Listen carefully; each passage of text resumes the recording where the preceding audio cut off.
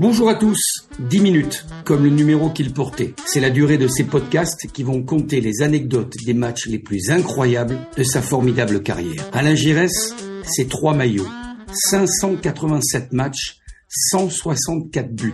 Champion de France, vainqueur de la Coupe de France, champion d'Europe avec les Bleus et entre autres, vice-ballon d'or France Football. Mais c'est aussi et surtout des centaines d'anecdotes incroyables. Gigi, aujourd'hui nous allons évoquer ce match retour de la Coupe des clubs champions pour ce Bordeaux-Juve. C'était le 24 avril 1985. Oui, c'était le match retour. Eh bien après le déception du match aller, on est rentré à Bordeaux et il s'est passé quelque chose d'assez étonnant et particulier.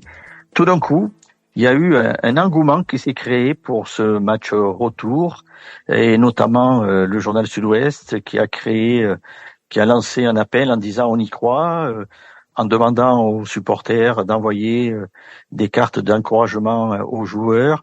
Et nous, tout d'un coup, on a senti qu'il y a quelque chose qui était en train de se passer autour de nous et que, nous, il fallait pas qu'on soit en reste. Il fallait que tout d'un coup, nous aussi, on se mobilise à la hauteur de cet événement, de cette attente et de cette demande-là qui nous était proposée. Et c'est ce que on est parti comme ça, toujours pareil, à Belin-Bélier, là, à notre mise au vert, et on est rentré dans quelque chose qui pouvait penser qui ne pouvait pas se présenter, c'est-à-dire se dire allez, on va tenter le coup, là, on va essayer de marquer le but. On a cru, on a fait abstraction du résultat, on a dit on va se lancer dans cette bataille, et puis voilà, il faut qu'on mette tout ce qu'on peut remettre. On sait que derrière nous on aura un soutien populaire extraordinaire. Voilà, tout était réuni pour que justement on enclenche un match là qui pouvait éventuellement, si tout se passait bien, créer l'exploit. Vous étiez dans la semaine précédente, vous étiez tous focus que sur la Ligue des Champions, que sur la Coupe d'Europe, ou vous aviez le championnat encore en tête? Mais le championnat, cette saison, on fait une saison exceptionnelle. On fait dans toute la saison, on a fait 4 défaites. 4 défaites, on n'a pas perdu un match à domicile, donc le championnat, celui-là, on l'a mené de main de maître. Donc on était en plus dans cette dynamique-là, et on essayait de la transposer dans cette rencontre de Coupe d'Europe et ce retour avec ce qu'il y avait à réaliser pour espérer aller en finale. Et tout autour de nous, voilà, tout le monde était à l'unisson, chacun dans son domaine, dans sa partie, s'est préparé à un match qui allait être rare et qui devait être rare et donner des belles possibilités. Dans cette semaine qui précède ce match retour, est-ce que vous changez des routines? Est-ce que c'est toujours pareil? Est-ce que vous avez peur de vous blesser? Est-ce que vous répondez aux sollicitations de la presse? Je sais que vous avez aussi reçu beaucoup de courriers. Est-ce que c'est pas un peu, est-ce que c'est pas gênant? Est-ce que ça vous, pas traumatise, je cherche le mot est-ce que ça vous déstabilise? Non, mais fondamentalement, on n'a pas changé grand-chose dans notre préparation. Simplement, quand on raisonnait pour le match auquel on se préparait, on connaissait les données de ce match-là. Donc, on savait que mentalement, il fallait qu'on soit fort, on soit très costaud et qu'on mette tous les ingrédients, tous les éléments pour pouvoir y arriver. Et s'appuyant sur nos qualités, mais avec un mental à toute épreuve. Et on était conscient aussi de l'attente. On était conscient de l'attente autour de nous et du soutien. Donc voilà, c'est pour ça que toute cette partie-là, évidemment, avait pris une autre dimension que sur les matchs de championnat ou les autres matchs de Coupe d'Europe. Cet engouement qui était là, extraordinaire, cette dimension populaire qu'il y avait autour de ce match-là, mais ça c'était assez spécial et assez particulier. C'est pas pour rien si à Chaban, le record, je crois qu'il y avait 42 000 personnes, 42 000, vous imaginez, 42 000 dans ce stade-là. Il était en dehors de tout ce qu'il pouvait accepter comme affluence. Mais bon, c'était phénoménal, quoi, comme contexte et comme cadre pour faire un match de cette ampleur. On rappelle la compo: Dropsy, Rohr, Battiston, Specht, Tussaud, Touvenel. Donc on peut dire que vous jouiez à 4 ou 5 derrière: Girard, Tigana, Giresse, Muller, Lacombe. En face, Chalana est rentré de mémoire, ainsi qu'Antoine Martinez. Voilà pour les changements bordelais. En face, c'est aussi la grosse équipe, le même quatuor devant, Platini, Bracci, Rossi et Boniek. Ça veut dire que les Italiens venaient pour marquer, Alain? Non, ils venaient. Bon, marquer les buts, c'est une possibilité, mais en tout cas, ils avaient tous leurs atouts. Ils n'ont pas négligé le secteur offensif, ils l'ont laissé en place, ils l'ont conservé. C'est quand même, en plus, avec des joueurs de ce talent sur le plan offensif. Après, derrière, ils avaient toute l'organisation. Nous, on était aussi dans notre organisation classique. Par contre, là, effectivement, sur le cas Michel Platini, autant au match aller, j'ai déjà évoqué, il n'y avait pas de marquage, autant là, Gerdon Rohr était chargé de faire de l'individuel sur Michel Platini. Là, il avait cette mission-là. Et on sait ce que ça veut dire. Si c'est la question que vous me posez, je peux vous répondre. Effectivement, je sais ce que ça veut dire. Voilà, oui, d'accord. Donc, en tout cas, c'était un dispositif qui avait été aménagé. Là, après le reste de l'équipe, non. Mais là, il y avait cette organisation avec cette prise de décision d'Aimé Jacquet de faire le marquage de Michel Platini. Quand vous rentrez sur la pelouse, au moment, ce qui est un truc de fou, c'est que quand on revoit les images d'archives, il y a même des interviews de joueurs. Vous saluez Platini dans le paddock. Racontez-nous cette anecdote, Alain. Alors d'abord quand on rentre dans le vestiaire, on nous a mis dans le vestiaire une grande photo de Michel Platini, puisqu'il il faisait la publicité pour une marque de télévision, donc qui était sur tous les abris de bus de la ville, et les dirigeants nous avaient pris cette photo et nous l'avaient affichée dans notre vestiaire.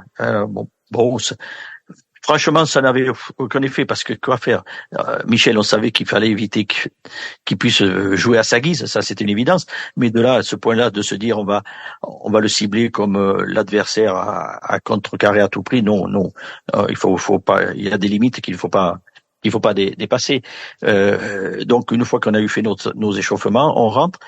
Et je sors du vestiaire et puis la Juve sort et Michel était évidemment là et il s'avance vers moi, il me tend la main pour me serrer la main.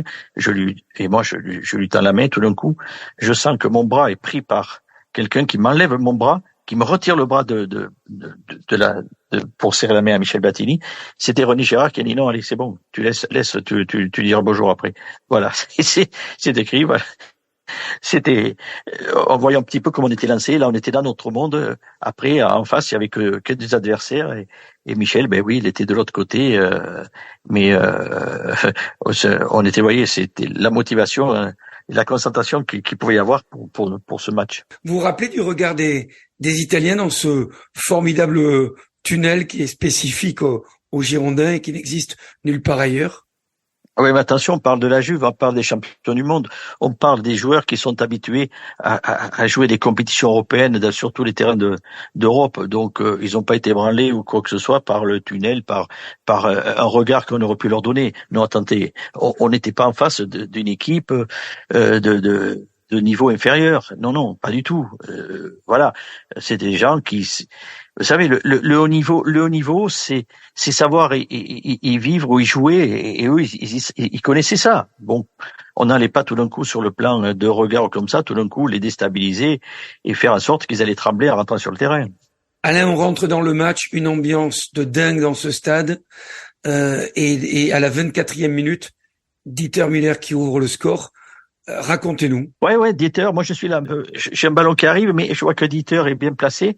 Effectivement, il ouvre le score. Et c'était parfait, 24e minute, c'est bon. Voilà, on était bien lancé. On savait qu'il y avait encore 2 autres buts à marquer, certes, mais bon, voilà, c'était le meilleur encouragement qu'on pouvait avoir pour continuer justement à aller à faire tout ce qu'il fallait pour essayer de trouver les ouvertures et les possibilités de marquer les buts. Comment vous êtes dans le match, vous, à titre personnel? Ben pareil, j'ai mon ami Bonini qui est là, qui est toujours là. J'ai même gardé son maillot là à la fin.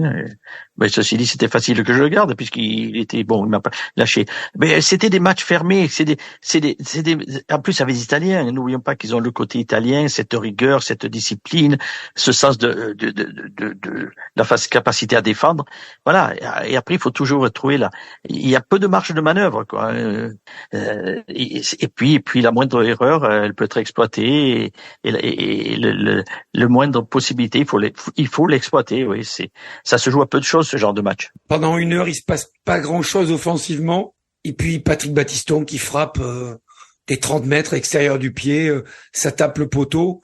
Racontez-nous la folie, Alain. Ouais, il met un super but. Bon, il a une superbe frappe de balle, Patrick Battiston. Il met un super but et là, waouh, ça. Tout d'un coup, au bout d'un moment, on a fait des efforts qui arrivent comme ça, on est récompensé. Voilà, ça relance, quoi. Et il y a une image qu'on voit à la télé. On voit, je l'ai vu après, évidemment, dans Michel Petit un peu à droite, et on voit que de rage, il tape dans le vide avec sa main, là, de rage, et comme s'il était en colère. Et quelque temps après, bon, je lui ai dit, mais dis donc, mais t'as eu peur, hein? Il m'a dit non, j'ai pas eu peur. Tu penses? Je lui ai dit, mais non.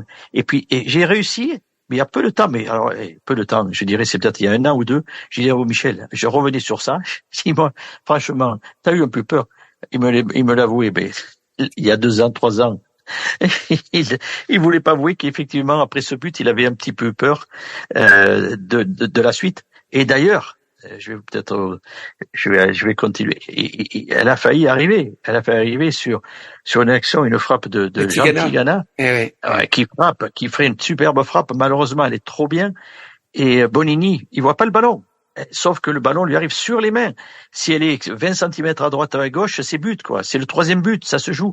Mais ça se joue à peu de choses. Et là, donc, ça aurait été déjà quelque chose. On aurait été jusqu'aux prolongations. Mais vraiment, c'est passé à 2 doigts, quoi. Ça a tenu à peu de choses. En tout cas, voilà, on a été à la hauteur de l'événement. Qu'est-ce que vous gardez de cette double confrontation, Gigi? Ce que ça représentait, la Ligue des Champions, la Coupe d'Europe des Champions, voilà, le niveau, les grandes équipes, ça, l'ambiance, et spécialement ce match à Bordeaux, ce match à l'Escure, à Chaban, ça, parce que ça, ce qu'on a vécu là, en termes d'ambiance, et j'ai fait combien de matchs à Bordeaux, plus de 500 et presque 600 matchs avec les matchs amicaux et de coupe, etc. Mais c'est unique. En termes d'ambiance, de contexte, d'encouragement, d'engouement, etc., de soutien populaire, celui-là, il est au-dessus de tout. Il est au-dessus de tout. Il est comparable avec aucun autre match que moi j'ai disputé avec les Girondins.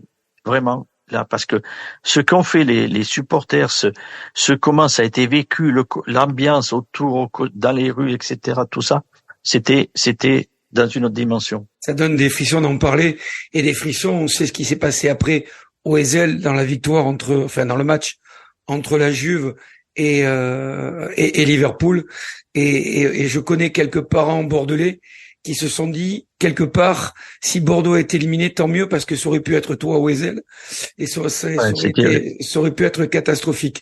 Mais on va rester sur cette note positive, en se disant que vous avez marqué l'histoire du club et l'histoire du football avec cette demi-finale et aller et retour. Merci Gigi, et à très bientôt pour un nouveau match et un nouveau podcast. Allez, on se retrouve. À bientôt.